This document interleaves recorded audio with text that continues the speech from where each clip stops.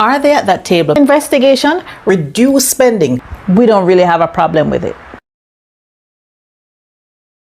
Listen, far be it from me if you tell a desperate man for no clutch at certain straw.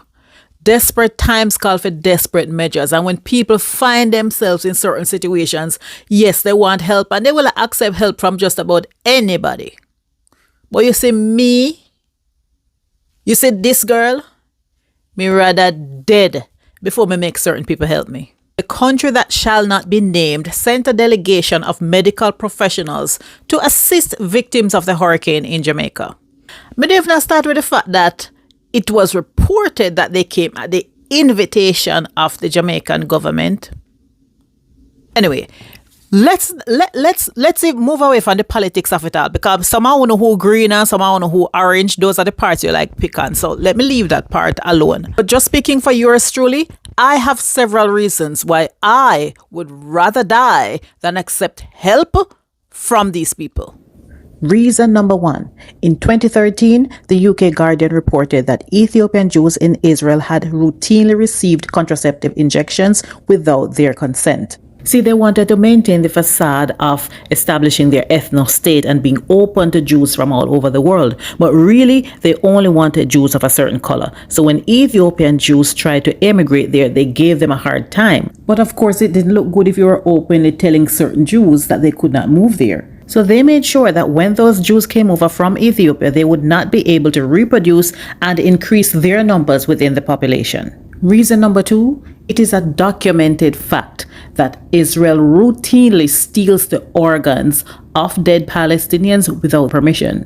And an Israeli scientist admitted as much as far back as 2009. Up to this day, Palestinian pathologists are reporting that bodies are being returned missing vital organs, including the kidneys, the lungs, the liver, and even the cornea from the eye. Reason number three, it is apartheid.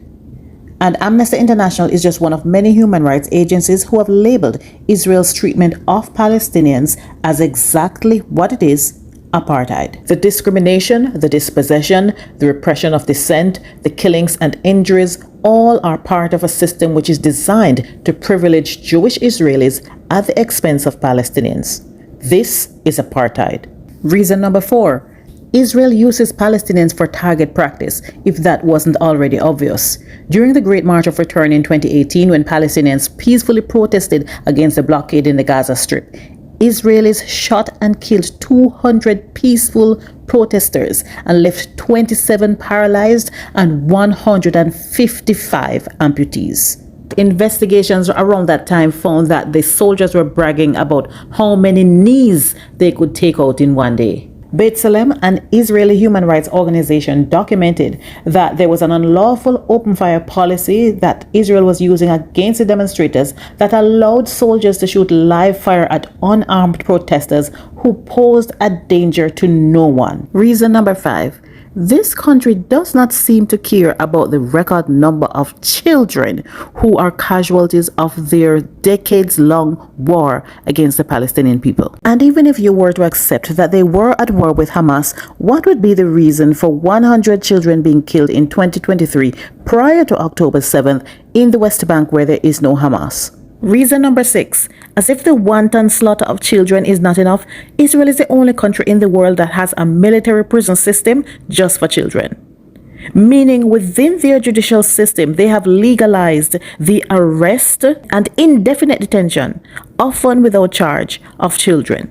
They arrest these children, take them away from their parents, and just keep them in military prisons for as long as they want to, without charge most of the time. Currently, there are over 300 minors in their prison system that are waiting there without any charge. Reason number seven, they meet anyone who tries to help the Palestinians with violence. And when I say violence, I mean violence. In 2010, Israel shot and killed 9 Turkish activists who were on board a flotilla that was trying to break the illegal blockade against the Gaza Strip. The investigations revealed that the men were shot in the head at close range, meaning that they were deliberately killed. These men were executed for trying to break an illegal blockade and bring aid to people under siege. Reason number 8, They lie and they lie and they lie and they lie to cover up their atrocities. And one of the reasons why they're not clamoring for any major investigation into how October 7 happened is because for years, Israel facilitated the funding of the Hamas government, because apart from the armed military wing, there was a local government that was running the strip, and they drove suitcases, according to a New York Times report. The Israeli government not only gave approval for money to be transferred from Qatar to the Hamas government, but they also played a role in driving suitcases of money into the Gaza Strip. So they don't want all that information to be scrutinized for the role that the Israeli government itself had in funding Hamas. If Hamas was a terrorist group that you wanted nothing to do with, why did you facilitate this transfer of funds into the Gaza Strip?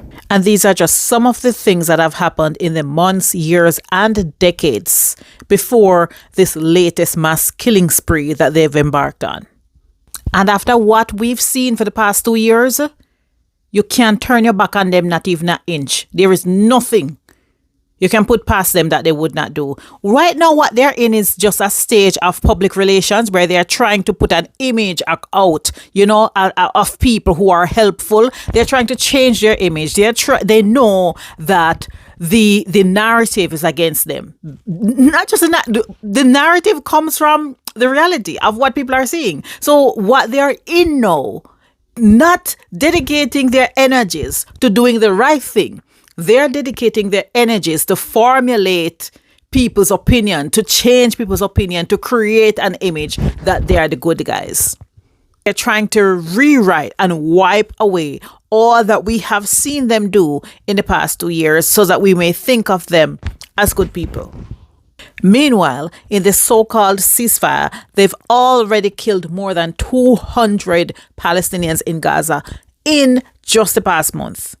Under the supposed ceasefire, they claim that there's a ceasefire where everything that the other side does, we hear about it, and we are not hearing on the news what they have been doing that has resulted in the murder of over 200 people. They are in the process of deleting across social media all the different stories and articles and videos of their war crimes. And they are in the process of pumping out ads all over YouTube, all over TikTok, all over different social media, pumping out ads with their narrative. And they are also now, it looks like another arm of this Hasbara is sending these missions to countries like Jamaica, to the developing world, to try to whitewash their image. It has also been reported that they are specifically targeting churches within the United States, and I suspect in developing countries like Jamaica and countries in Africa also, countries that are largely Christian and that believe in this chosen people narrative and God's people and God promised them this and whatever God promised them. It's all part of it. Do not be fooled. I'm hoping that sensible people will realize what is happening, because we have access to information now. It's not like these things used to happen years ago. What they're doing is nothing new. This is classic colonial narrative. It's not new. So we should not be fooled by this propaganda team that has been sent to whitewash the image of genociders.